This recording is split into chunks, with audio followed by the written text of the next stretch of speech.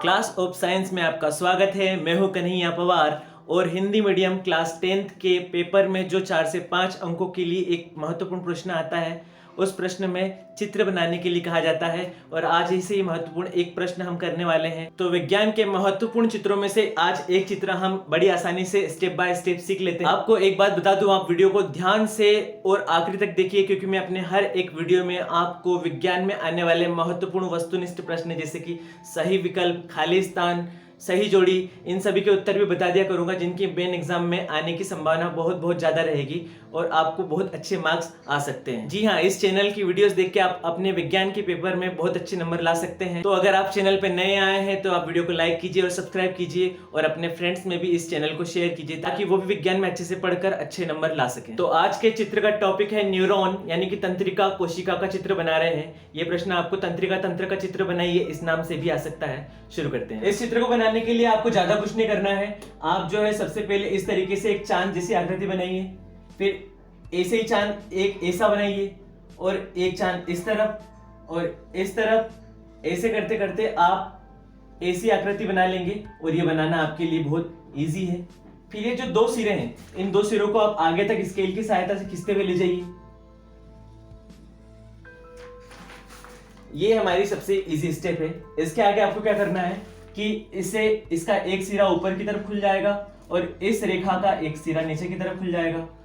इसे आप आगे कंटिन्यू करके इस तरीके से लाइए और एक मोड़ दीजिए और इसको पेड़ की शाखा की तरह लाते हुए फिर से नीचे लाइए और फिर एक बार मोड़ दीजिए और आखिर में इसे नीचे ले जाते हुए इस सिरे पर ऐसे खत्म कर दीजिए। ये आपके न्यूरॉन का अंतिम सिरा हो गया और ये आपके न्यूरॉन का आगे वाला सिरा हो गया। अब इसमें आपको पेड़ की शाखा की तरह थोड़ी सी छोटी छोटी सी शाखाएं निकालनी है। ये एक, उसी में से आप दूसरी निकाल दीजिए। जिस तरीके से पेड़ की शाखाएं होती है आप वैसा कर सकते हैं। सेम टू सेम बनाने की जरूरत नहीं है, आप अलग अलग दिमाग लगा के अलग अलग तरीके से जिसकी शाखाएं निकाल सकते हैं। इन शाखाओं के आखिरी सिरे पर आपको थोड़े थोड़े से गोल गोल बिंदु बना देना है। इसके बीचों बीच एक गोला बनाइए, उस गोले के अंदर एक बड़ा काला सा डॉट बना दीजिए, यानी कि बड़ा काला बिंदु बना दीजिए और आसपास बारीक बारीक डॉट पूरे चित्र में फैला दीजिए।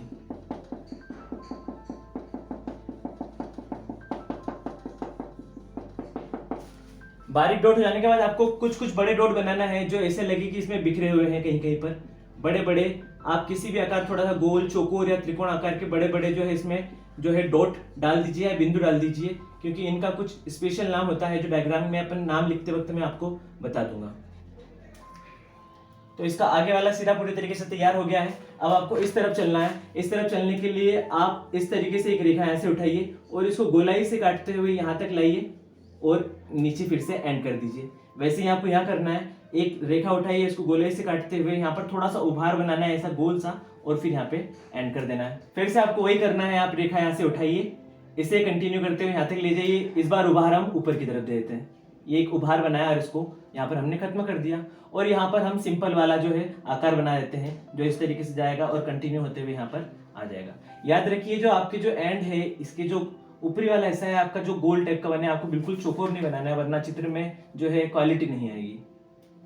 आप फिर से इसको ले जाइए और यहाँ पर ऐसा एंड कर दीजिए और इसे भी यहाँ पर इस तरीके से ऐसा एंड कर दीजिए। इतना बनने के बाद आपको क्या करना है कि इस तरीके से दो रेखा बनाइए, दोनों रेखाओं को बंद कर दीजिए। यहाँ पर भी वही करना है, दो रेखा बनाइए और उनको बंद करने के बाद जो ये उभरा हुआ हिस्सा है, यहाँ पर आपको इन्हीं रेखाओं से जुड़ा हुआ एक गोला बना देना है। वैसे यहाँ पर करना है, दो रेखा बनाइए, उनको जोड़ दीजिए और जो उभार है उसके ऊपर भी आप एक थोड़ा सा गोला बना दीजिए।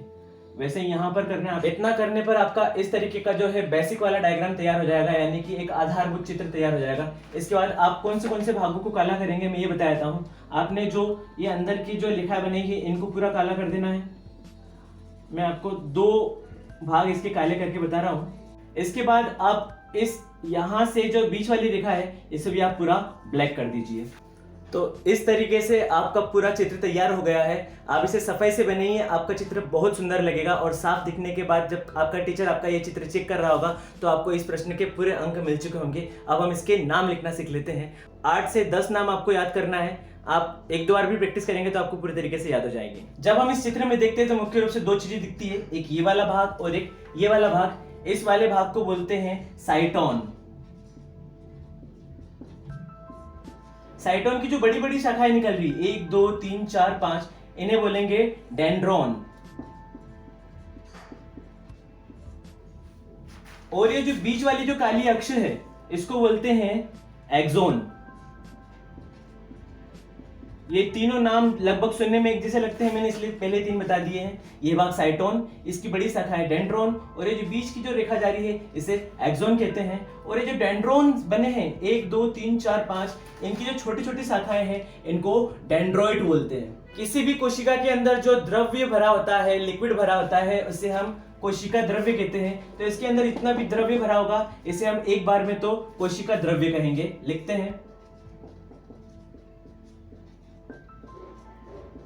हर एक कोशिका का अपना अपना केंद्रक होता है। इस कोशिका का भी अपना एक केंद्रक है जो कोशिका में बिल्कुल अलग दिख रहा है, इसका नाम है केंद्रक। इसके बाद जो इसमें हमने बड़े बड़े जो कण बनाए थे, इन कणों को कहते हैं निसील के कण। निसील के कण। अब आप यहां देख सकते हैं कि इतना हिस्सा खत्म होने के बाद इतना हिस्सा आता है, और जो बीच की जो खाली जगह बच रही है ये आपको गैप बहुत ज्यादा नहीं बनानी है, गैप बिल्कुल बारीक से दिखना चाहिए, और इस बारीक सी गैप को ही बोलते हैं रेनवियर की नोड।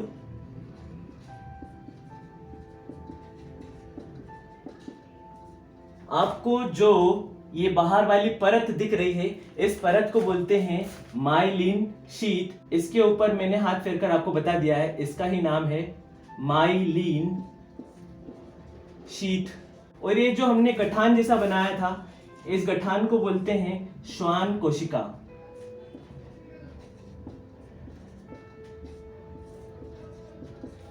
ये 4 हिस्से जो आपको दिख रहे हैं ये इसके पूंछ जैसा भाग है जिससे अगले वाले न्यूरॉन जुड़ते हैं, और जिस जगह पर अगले वाले न्यूरॉन जुड़ते हैं उसको बोलते हैं सिनेप्सिस का सिरा। इस चित्र को मैंने कॉपी में अच्छे से बनाकर वीडियो के लास्ट में लगाया है, आप उसे देखिए और उतनी तरीके से परफेक्ट बनाने की कोशिश कीजिए, आपको पूरे नंबर पक्का मिलेंगे। अब मैं आपको ऐसे वस्तुनिष्ठ प्रश्न बता रहा हूं जिनके मेन एग्जाम में आने की बहुत ज्यादा संभावना है। आप सबसे पहले ये याद रखिए कि तंत्रिका तंत्र का हिस्सा होता है तंत्रिका कोशिका, और उसी को अंग्रेजी में न्यूरॉन कहते हैं। तो आपका प्रश्न इस तरीके से आ सकता है कि तंत्रिका कोशिका का नामांकित चित्र बनाइए, तो ये चित्र बनाना है। न्यूरॉन का नामांकित चित्र बनाइए, तो भी चित्र बनाना है। और अगर आपको प्रश्न आ जाए तंत्रिका तंत्र का चित्र बनाइए, तो भी आपको यही चित्र बनाना है। तो आपका फर्स्ट ऑब्जेक्टिव है, याद कर लीजिए, तंत्रिका तंत्र की इकाई को न्यूरॉन कहते हैं। सेकंड ऑब्जेक्टिव, 2 तंत्रिकाओं के जुड़ने के स्थान को सिनेप्सिस कहते हैं, यानी कि एक तंत्रिका कोशिका से दूसरी तंत्रिका कोशिका जिस जगह पर जुड़ती है वो उसका सिनेप्सिस कहलाता है। तीसरी महत्वपूर्ण जानकारी ये है कि मानव शरीर की सबसे बड़ी कोशिका न्यूरॉन को ही कहा जाता है। अगर आपको वीडियो पसंद आई है तो आप वीडियो को लाइक करें, शेयर करें, सब्सक्राइब करें और अच्छे से अच्छे कमेंट करें। अगर आपकी कमेंट अच्छी लगती है तो नेक्स्ट वीडियो में आपका नाम कमेंट के साथ आएगा। Thank you very much.